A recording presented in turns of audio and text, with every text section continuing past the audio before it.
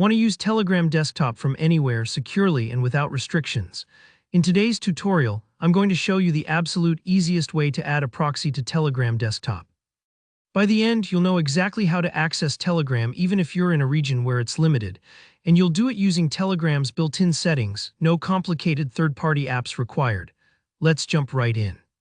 First, you'll need to open up the Telegram desktop app on your computer. If you haven't launched it in a while, it might take a second to update. That's totally normal.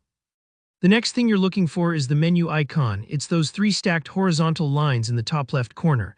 That's your gateway to all Telegram's key features. Go ahead and click on that. Now from the menu that pops open, select Settings. You might see it right away, or you might need to look through a short list. Just remember, it's always labeled as Settings. Click to head inside. Inside your settings, you'll see a lot of options. What we want is tucked under Advanced. Click there. The Advanced section is where Telegram keeps its techier features. Don't let that scare you away. You're looking for something labeled either Connection Type or Proxy Settings.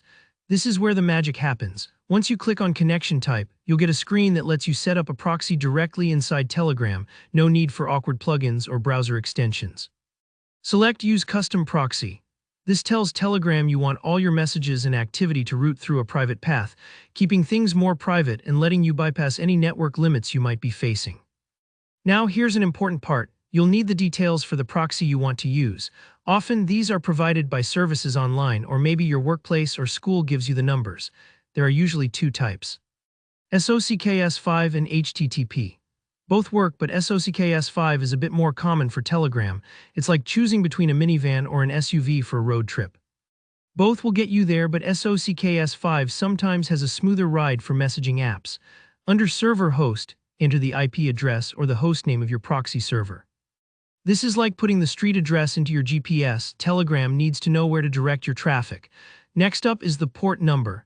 Every server has a port, which is like a specific doorway in a building.